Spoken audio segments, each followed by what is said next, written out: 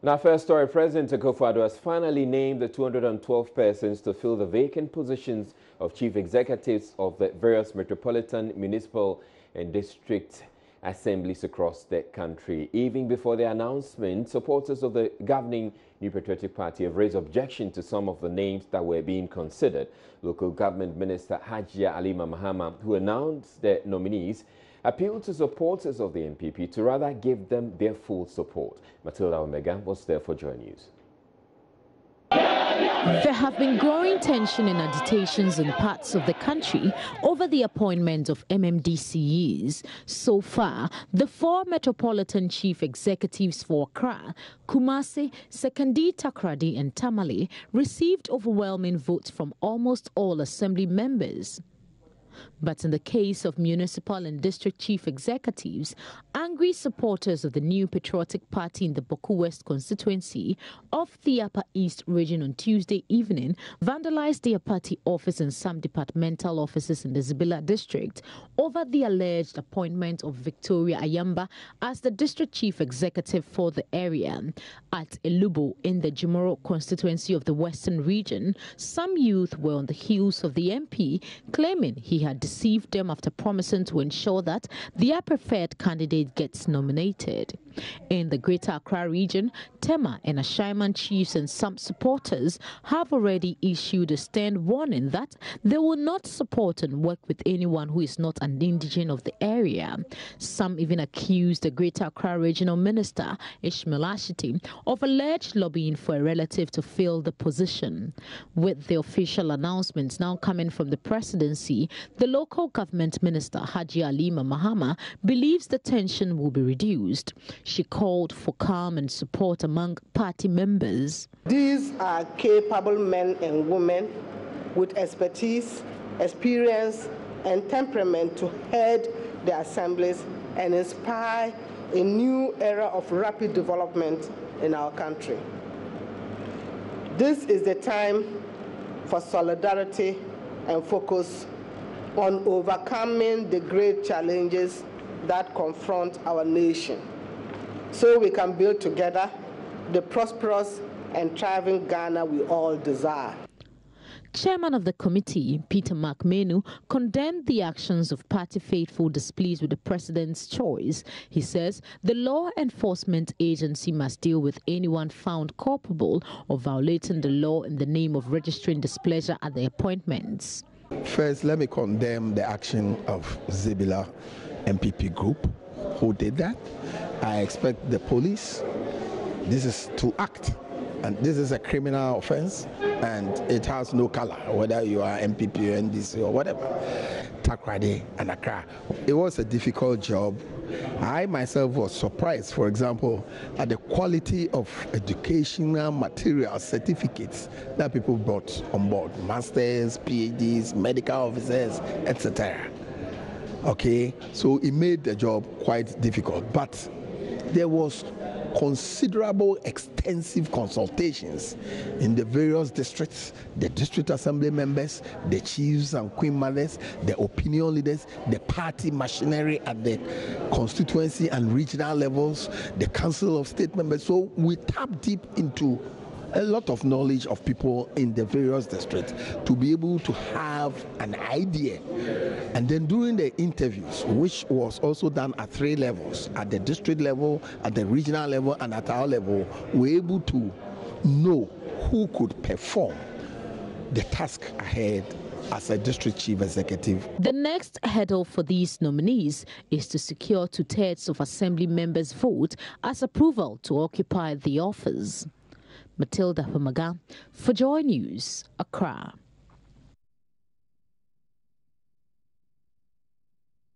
The announcement has been met with protests in parts of the country. In the Savelugu-Nanton municipality in the northern region, rampaging youth dissatisfied with the president's nomination Wednesday afternoon burned ties, threatening to return later to destroy properties at the municipal assembly. Seidu Rufai, who speaks for the youth, says Hajia Aisha Seidu has not shown enough commitment to the party to be named MC.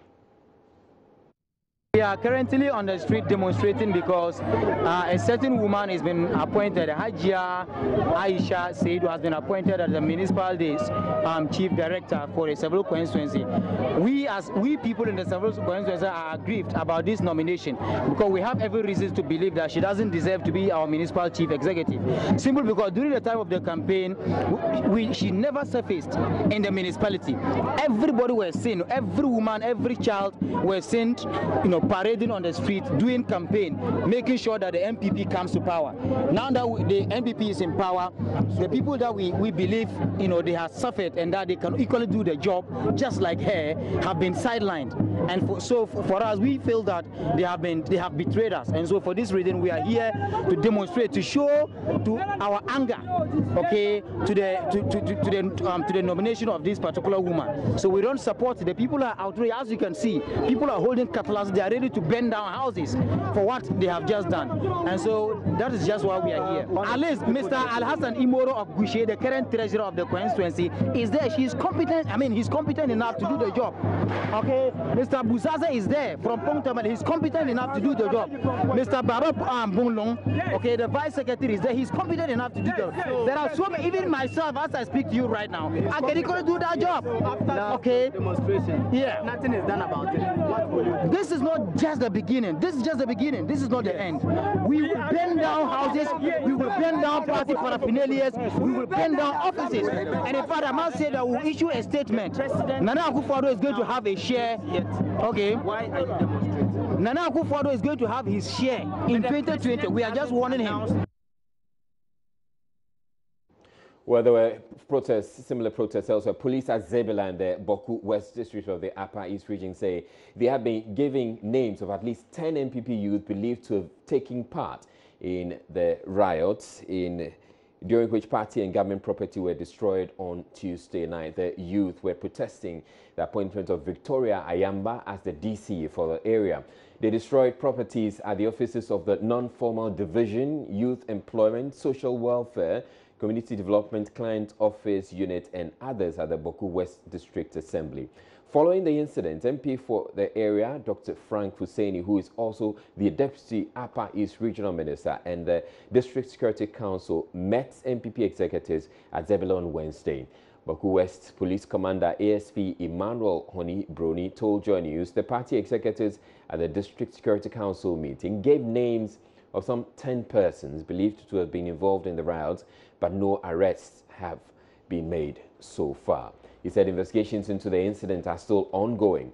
Meanwhile, there was another protest this afternoon at Sandema in the Buisa North District of the Upper East region, as angry MPP youth vandalized the party office there in protest of the appointment of David Afoko as a DCE for the area. The youth say David Afoko, a brother to former MPP Chairman Paul Afoko in the campaign, to former Chairman Paul Afoko, did not campaign for the party in the run-up to the 2016 elections and does not deserve to be given the appointment. They have subsequently sent a petition to the Upper East Regional Minister with a demand that David Afoko's appointment be revoked within a week. No arrests have also been made in this case.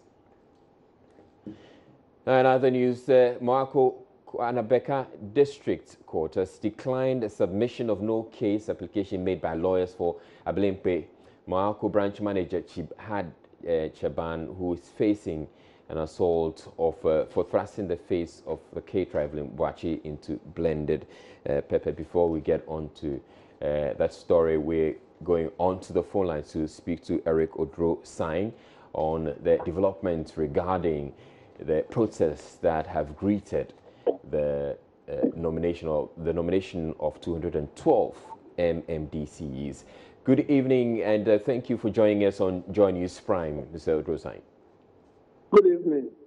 All right, how do you see the protests that have greeted the appointments of the MMDCEs? Thank you very much. Let me say good evening to your listeners. I think it has been a very rigorous process, except that the powers that be the president cannot satisfy everybody. We have been told by the national chairman that they undertook wider consultations and took a lot of factors into consideration. Whether or not the process was the best, it is only the subsequent days that will tell. But I think that the way it has gone is not that bad. Let's see how it goes by way of confirmation, because it is a confirmation that matters, that justifies whether or not the people have confidence in the persons nominated by the president. So I think up until now it is okay, but subsequent days will tell whether or not the process was good or not. Now, you say that it hasn't been that bad, but we're seeing scenes of protests, burning of tires and vandalizing of public property. That's awful. That is rather unfortunate. In fact, that is rather unfortunate. That is not what we expect or how we expect our democracy to be. Even if they have any grievances, I would have expected the party hierarchy and the leadership of the party and government to put in place appropriate grievance resolution systems or mechanisms for people to come up with their grievances. So it's rather unfortunate. I'm hoping that it will not be widespread in the country and that what you are witnessing now will be isolated cases so that it can be resolved. I don't think these things are good. If you have a problem, you don't have to take to burning of tithes. The best you need to do is use the appropriate resolution channel to resolve any grievance that you may have. Right, so one of the solutions being proposed to this problem is the election of MMDCs. Is there something you agree? Definitely. I've been on record to be saying that if we were to elect our chief executive, all these groups would not have emerged. In fact, they would have channeled their energies into campaigning for their preferred candidates rather than coming in with all these demonstrations upon demonstrations. So the way out is to go ahead to elect our DCs on a non-partisan basis and on the person's own initiative and integrity so that we can avoid all of these things. Thankfully, the current government has promised to elect DCs, so we may not see these things happening again going into the future. So we should bite the bullet and elect. All right, thank you very much. You heard Eric Odro Sine. He is a local governance analyst speaking with us there. We're taking a break on Joy News Prime. We'll be back with more. Don't go away.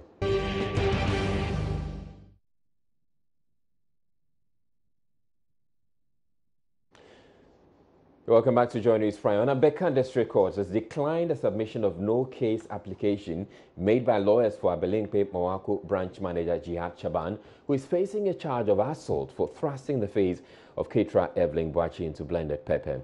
The court has ordered that the accused opens his defense at the next hearing. There is more in this report. Lawyers for the accused at the previous hearing served notice of making an application of no case when they ended the cross-examination of police investigator Eunice Ashiagbo. Lead counsel Julio de Medeiros on Wednesday told the court prosecution had failed to prove there was a case for Jihad Chaban to answer. He said the charges of offensive conduct, causing harm and assault were not proved. He said the admission by the investigator that the act was accidental bolstered their case. He also disputed the meaning of Sharamunta, which the accused is said to have used to describe the caterer. Lawyer de Medeiros insisted the court cannot assume the meaning to be prostitute when the prosecution failed to invite a language expert to confirm that. The application was vehemently opposed by Chief Inspector Hansen Amma, who intimated the legal team for the accused had rather succeeded in proving his case. He countered the claim of the admission by the investigator by reading from the court records. He stated the investigator subsequently indicated there was clear intent to cause harm to the victim. Delivering her judgment, Magistrate Victoria Ganza said, even in instances where insufficient evidence had been adduced, the law allowed the court to order an accused person to open defense when some form of confession had been made. She referred to the statement from Jihad taken by the police where the incident was admitted to have taken place with the expression Sharamunta, which they were now disputing its meaning, admitted as well. She declined the request ordering Jihad Chaban to open his defense. Lawyer de Medeiros told the press they are willing to comply despite being unhappy with the decision. We cannot be excited with the ruling because we made very instructive submissions. Nonetheless, would open our case. We want everybody to know what has happened. At the end of the day, it is the justice of the matter that we want. It is the justice for the state, justice for the victim, and justice for the accused. So if all this would help in the determination of the matter, why not? We would. But we still think that the submission of no case should have been upheld. But in her wisdom, she declined, she overruled us. Hearing continues on Wednesday, May 3. After staging a round-the-clock protest for 2 straight days at the Ministry of Health here in Accra, some 100 trainee nurses have called off their picketing to give government some time to resolve their grievances. Members of the coalition of unemployed bonded nurses who say they are representing nearly 1,000 of their colleagues around the country who have remained jobless since they finished their mandatory national service had for 2 consecutive nights since Monday slept rough at the premises of the ministry to power pressure on government to give them financial clearance, confirming their unemployment by the state. They had threatened to take their picketing to the Flagstaff House if they did not get their financial clearance. Abdul Ganiu, who addressed a news conference on behalf of the grieved nurses, however, says they have decided to discontinue their sleepover action following assurances their concerns will be addressed with dispatch. We, the coalition of unemployed diploma nurses, 2015 batch, February, who have been picketing at the premises of the Ministry of Health from 24th to 26th of April 2016, have resolved to return to our various homes after extensive consultations from the Ministry of Health and other major stakeholders in the nation. Ladies and gentlemen, from the media, upon meeting with the PRO of the said ministry, we are made to understand that our concern will be addressed with the necessary speed it deserves. For this reason, the leadership of this coalition have spoken to its members to remain calm and return to their various destinations while the leadership makes follow-up to the ministry for further deliberation. Ladies and gentlemen, from the media, we therefore bring to the notice of the stakeholders and the good people of Ghana that we are granting the Ministry of Health from 26th to 5th of May 2016-17 to resolve this issue amicably.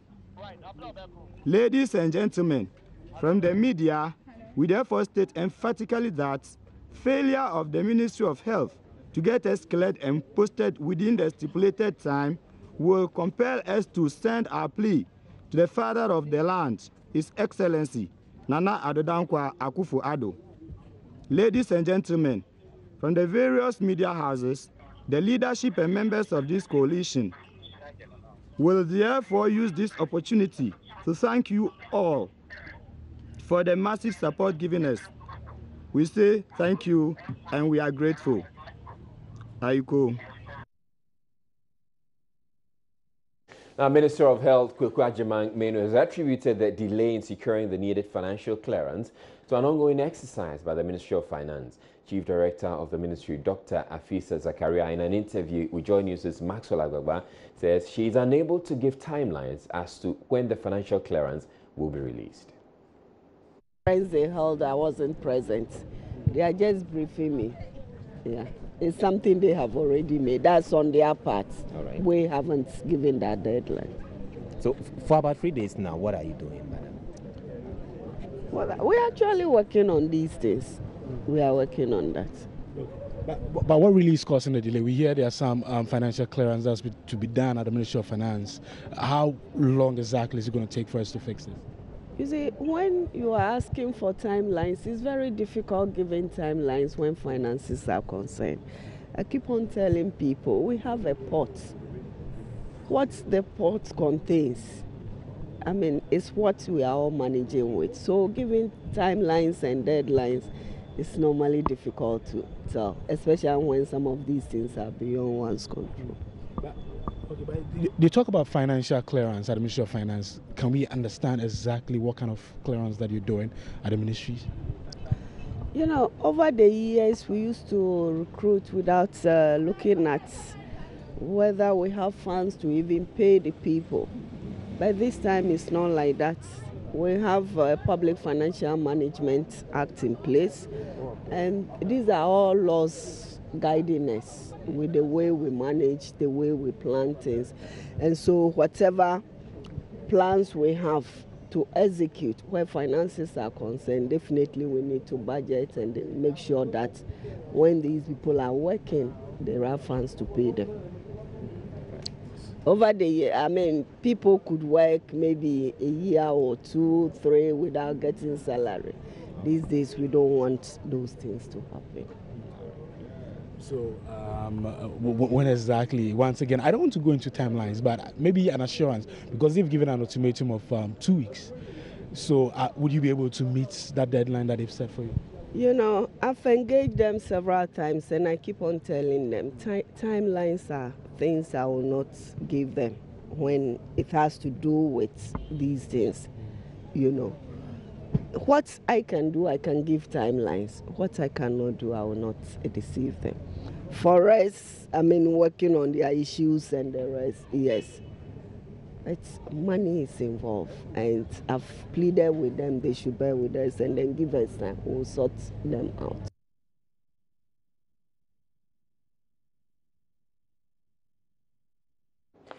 And now to one of the biggest stories that is breaking today. It has to do with a new scandal that has emerged in Ghana's parliament involving 3 members of parliament and a former MP accused of engaging in visa fraud.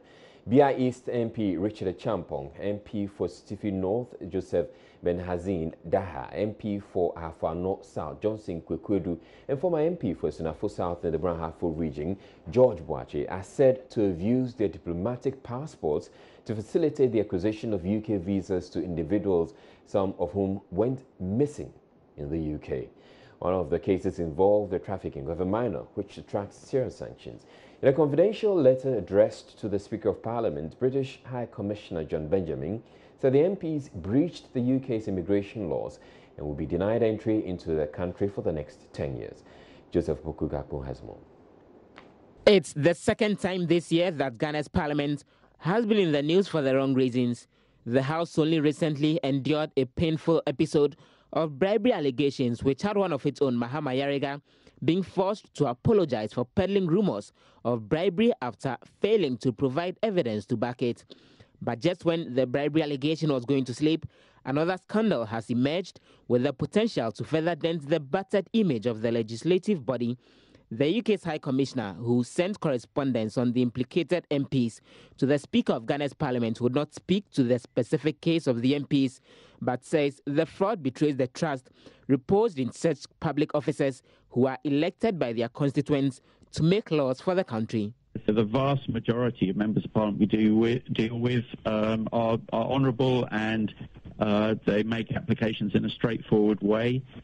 But that makes it even more disappointing if there are a small number, incidentally, from both the main political parties who betray that trust. Members of Parliament from both sides are worried about the development because of the implications for the reputation of the legislative body.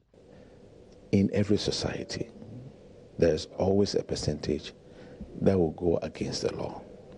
It happens even in priesthood. It happens even among nuns. It happens anywhere. But as a member of Parliament, you need to learn to live above reproach. We need to set the example. We are role models for so many people, and it's unfortunate. I would want to find out how many people were really involved. It could be maybe 1, 2, or 3, but then you know how sometimes we blow things out of proportion. Whatever is fraudulent, whatever is tainting the image of Parliament is not good for us. The Parliament is an august house, is a house of honor, and we are true representatives of the people. So we should be seen to be living above board and making sure that we carry the good image of Parliament. So some of these things we hear, we are not comfortable. Majority Leader Oseiche Mensah-Bonsu shares his disappointment in the development. Those members, at least one of them, went to the embassy, the High Commission, and disputed I understand there was a heated argument between him and the High Commissioner, that what he was saying about him was a palpable untruth. And thereafter, the High Commissioner called me to inform me that that particular person had been rude to him, that I should talk to him. I called him and spoke to him, and he said what allegation he had made against him was an untruth, and he couldn't understand why he was saying that. Whereupon the High Commissioner then told me that he was going to further investigate and get back to me. And he also said I should also do my own investigation and get back to him. Okay. Only to wake up and be bombarded with this today. And I'm sorely disappointed with what has happened. The scandal throws up another issue having to do with what appears to be the abuse of diplomatic passports, as the MPs implicated are said to have used their passports, which grants them special privileges to secure the visas.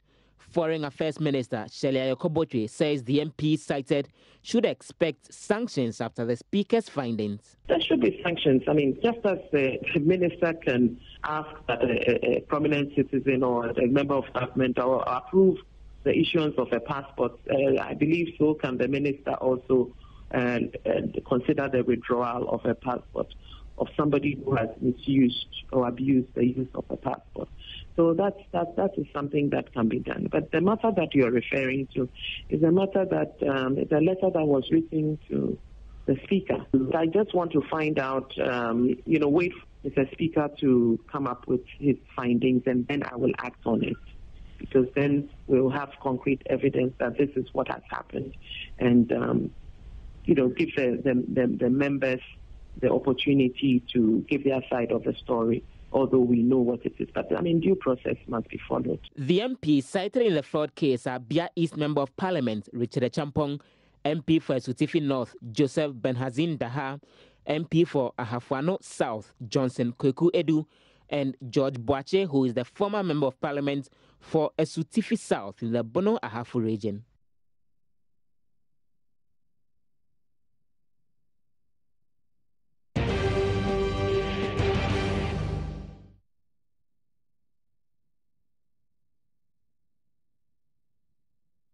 President Akufo-Addo says he's unfazed by threats from illegal miners to vote him out of power in the 2020 general elections because of his government's position on the practice. Government has, in the last few days, embarked on an all-out onslaught against the illicit activity, blamed for the massive destruction of swathes of forest and farmlands and pollution of many of the country's water bodies. Commissioning an ICT center at Suabe near Achim Wenchi in the eastern region, the president indicated he was against illegal mining in any form and would work to protect the environment. The president's pronouncement comes in the wake of huge protests by illegal miners across the country who say the clampdown will cost the party votes. But the president says he remains unfazed. Galam say, I'm said, never be a car. Say, Auntie, say, Juma. Maybe can say. Former Sagana for A2 Sikano, may Babi Tremu. If just says here to scale more, we must all understand that I never said I was going to ban small scale mining. I says here to scale.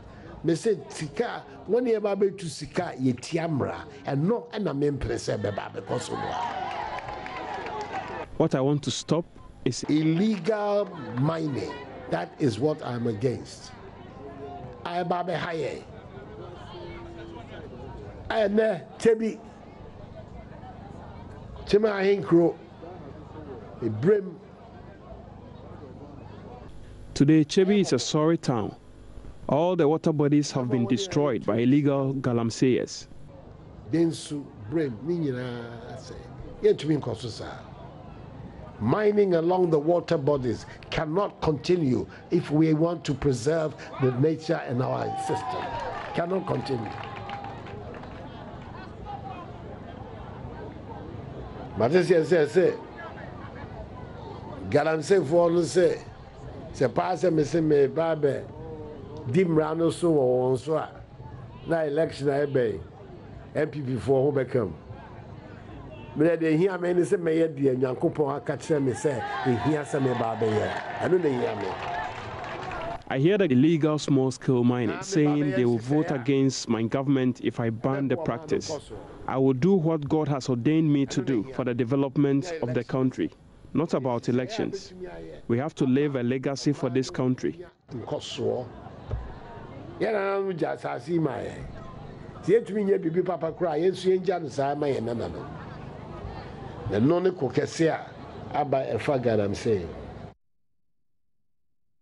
The ICT Center, an initiative of Professor SKB Asante, native of the town, will enable students in the area have access to ICT education. Professor Asante said the low level of computer literacy in the area motivated him to put up the structure. Today's function is secondary, a special one. Indeed, a historic and major occasion worth celebrating. It is a function dedicated to the welcoming of our highly beloved and illustrious Nana Addo Dankwa Akufo-Addo as President of Ghana. An illustrious man who within a comparatively short period of time has undoubtedly stepped into a great piece of history. Nana has been President of Ghana for only 109 days today. And the record is for all of you to see and to judge. And so far as I'm concerned, so far, so very good. Everything points to positive signs of good things to come. Nana is indeed shaping the destiny of our nation competently and an enviable style, and indeed with dignity. Communications Minister Aslo Usu-Ekofo said government would extend internet access to the area to facilitate ICT training. CIC nenso ye twatum Wi-Fi no aba ti obia okura telephone handset bia no uko settings na ubie Wi-Fi na ubo high gifeka ube wie no na wanya internet connectivity eno ne password no high gifek na you're in enti yenso so ye pese mu hu se Nana Addo Dankwa Akufo-Addo ne first 4 years no ebetwa mu no obetwa wie no na bebie ni ho wo memu ha wo pe connectivity a wunya we ye begyire ye ho pa se sa rural connectivity no ye de bedi hu dwuma pa na ye de we ibo ho de process munya hyen yase kakra ye bemia ye ni na yaye na bebia kona bia wo memu ha no de wo betumi atena krokasie mu aye no omo nso betumi anya internet access a omo de beye ye ni ECG ni grid konso ahase edi nkomo na omo electricity wires no fiber ni bi enam so enti ye hwe kwan a ye betumi e de aka gifek nso won network no omo nso so wo satellite hub ye de kan ho a ye betumi a make sure say every part of this country no at least yombenya Wi-Fi internet connectivity na yato bulk internet nso na ya mebo no akofoma ma omo entumi enye no. Right, let's get back to our earlier story, which has to do with the appointment of 212 Metropolitan Municipal and District Chief Executives across the country. In all, we should have 216 Metropolitan Municipal and District Chief Executives or mayors for Kumasi, Accra, Tamale, and Sekondi Takoradi. They have already been appointed and have received overwhelming endorsement from their respective assemblies. But let's go around the country and get a bit more detail on each of the regions. We're bringing you a breakdown. We're starting with the Ashanti region. The Ashanti region has 1 metropolitan and then 7 municipal and 22 districts. So as you see, in all total you have 29 MDCEs. And then the central region has 1 metropolitan, and there's 6 municipal and 13 districts. In the eastern region, we have 7 municipal and 19 districts. So a total of 26 MDCs in all. And then in the Greater Accra region, we have 2 metropolitan, 7 municipal, and 7 districts.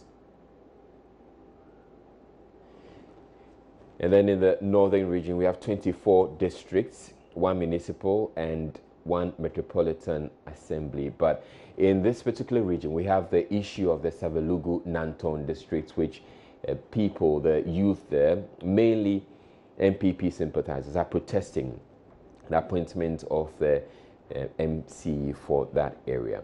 Now we go to the Upper East region that has 2 of these incidents. That's in Bulsa North and Boku West, where the people of the area are unhappy with the appointees or the people who have been nominated so far. Now in the Upper West region, we have 1 municipal and 10 districts. So it makes 11. And then in the Volta region, there are 5 municipal and 20 districts at 25 MDCs, And then in the Western region, there's 1 metropolitan, 2 municipal, and 19 districts. And then in the Brahafo region, you have 27 MDCs. But there's an issue in Bandar as well, where the people of the area or the MPP youth there are unhappy with the appointment or the appointee put there.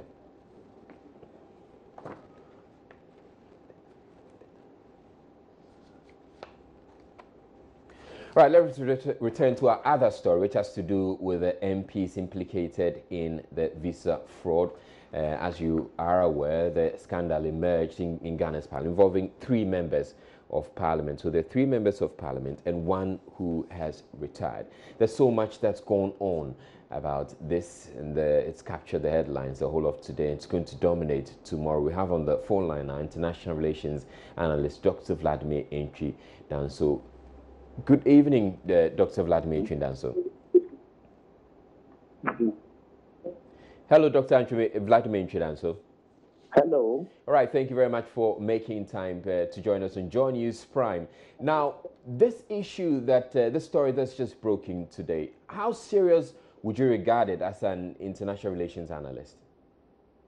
Well, people are putting serious premium on it. For me, it's just a wake-up call, and it doesn't have any serious international repercussions or diplomatic repercussions on our relationship. It's something which tells a story, the story that there is corruption in our handling of issues concerning passports and that sort of thing. There is corruption in our visa acquisition, even at the highest level like MPs. And this is the message that is being sent, and therefore we need to work on that. But that it will escalate into some diplomatic row, no, absolutely, I don't believe that is going to happen. All right, so we don't anticipate diplomatic row, but what do you see being the implications, especially when there's talk of the abuse of diplomatic passports by Ghanaians, Ghanaian officials in possession of these passports? You know, in today's world, the globe is a small village, and gadgets are there to check everything. The British must have seen clearly that from the ordinary man on the street to the highest level of personnel in our body politic, we have been fraudulently dealing with visas and that kind of thing. It's clear. I thought I had read somewhere how many persons fraudulently get visas for people or travel with people. They stay outside, they don't come back, etc., etc. But I never thought that at that level also we'll be doing this. So it looks as though they bundled up all these, and now they've let the cat out in a manner that is a little undiplomatic, if it is true that they just leaked the information. Because under normal circumstances, such high-ranking officials, you deal with them at the ministerial level. You call the Minister of Foreign Affairs and you warn the minister about it. And then if the minister is not doing anything, then you come to the public domain. My information is that he spoke to the parliament, the majority leader. If that is the case, then they could have continued joining, and then we know what to do with it. So for him to go public, if it is true that he did, then it shows that over the years he has been annoyed about something that is very much ongoing. And that is the level of it. I mean, it doesn't go beyond that. Now, how do we clean this thing up? Or is there a way we can clean this thing up? We have to. It's good. People say it's bad, but I think it's good. Because what will happen is that now we've got to clean our act. You know, the point is that the issuing authority of passport is the Ministry of Foreign Affairs. They must have a code as to who owns diplomatic passport, because diplomatic passport has several international relations implications. By the Vienna Conventions, there are a whole lot of things that when you are holding a diplomatic passport, you enjoy. And if you do, then you must really also obey the international responsibilities that go with it. And so we now have to know that owning that passport means that you are an ambassador of the country. And anything untoward, smacks of some kind of corruption in your country. So we need to clear our acts, making sure that the ministry knows who to give such passports to. There was a time in Israel, you remember, that a white man, I've forgotten if Ukrainian or Russian, was arrested with a diplomatic passport belonging to Ghana. Nayeli Ametepe was arrested and allegedly holding a diplomatic passport. All these things don't speak well of us. So whoever issues the passport, the corruption there must end. And only good persons must be given the passports. All right, thank you very much, Dr. Vladimir Nchidanso. He's an international relations analyst. He's joined us to throw some more light on this particular issue of the MPs cited or implicated in visa fraud.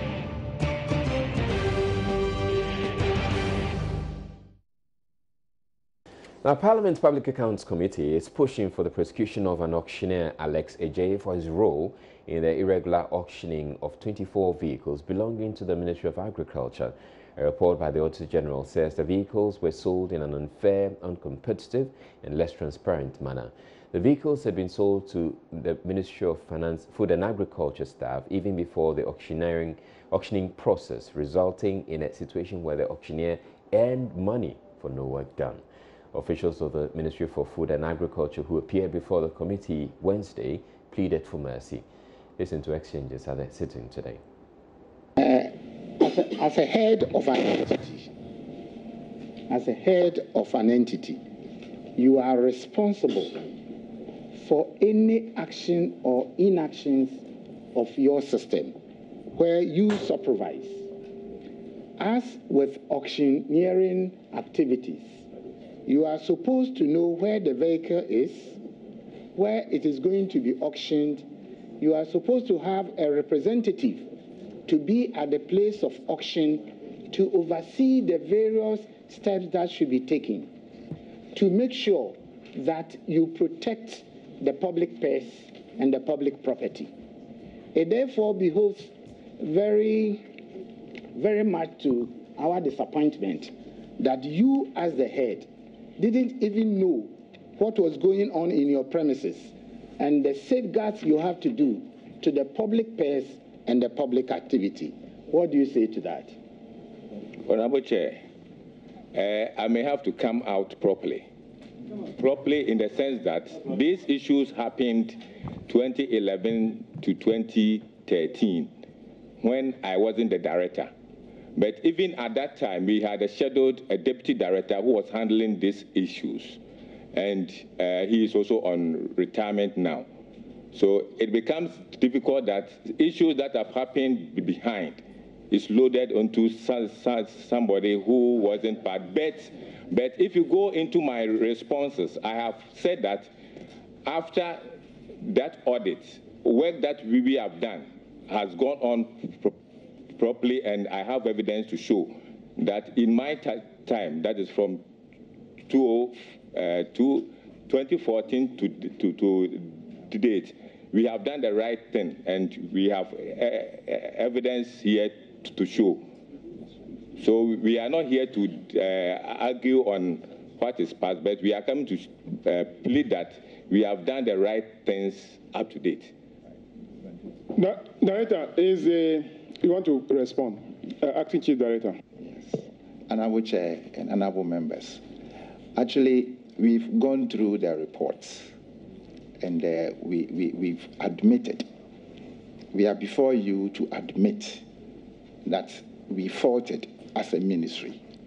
But going forward, we learned our lesson. So the ocean activities that have taken place after this one, they have followed the procedure. And that is the response we are bringing. We are admitting and we are assuring the House that we've learned our lesson and we have not repeated and we will not repeat it moving forward. Thank you, Honorable Chair. So, Acting Chief Director, if I take your submission as lawyers will say, or just self what?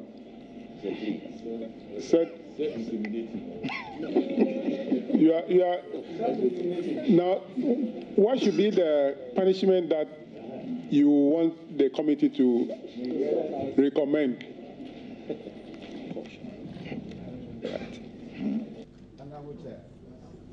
Honorable Chair, I would plead that you caution us to go and sin no more. Well, we've heard it, but we'll still go on and interrogate the work. But, Director, can you respond to the second leg of the question?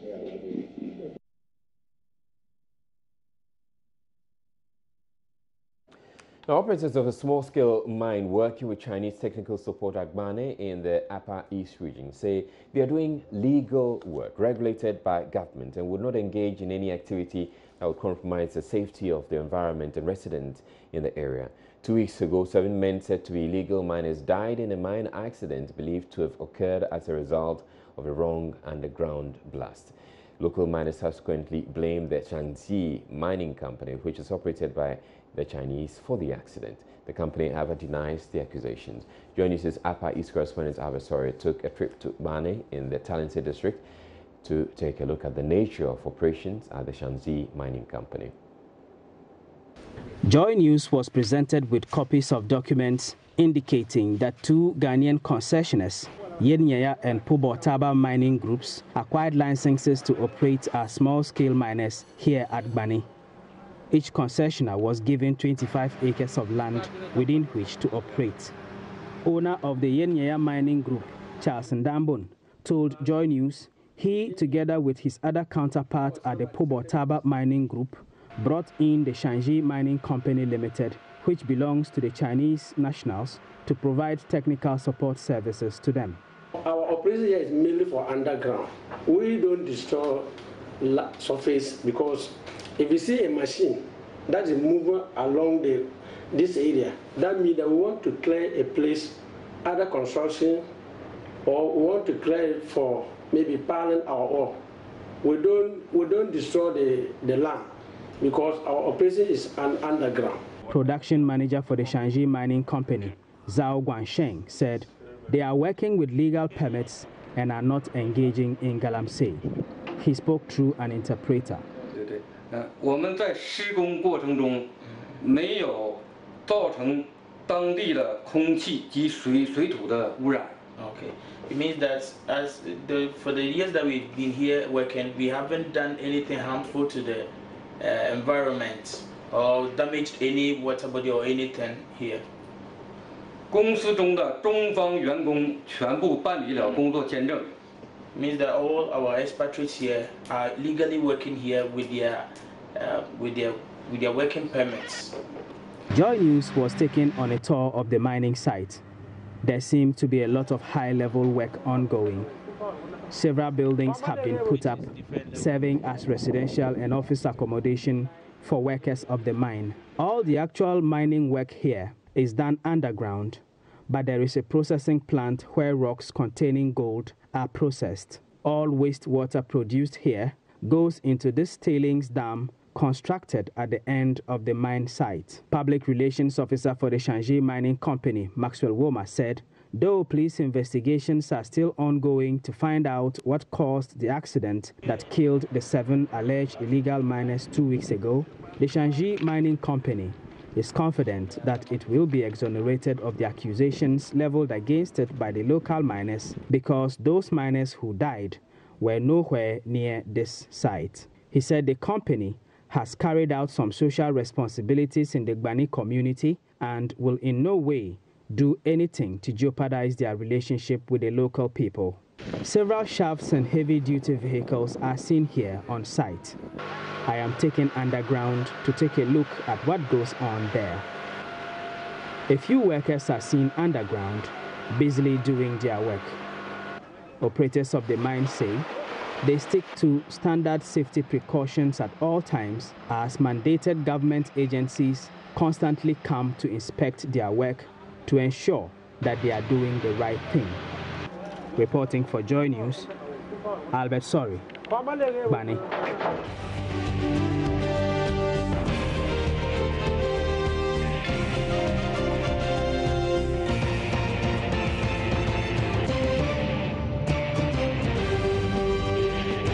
This is Joy News Prime.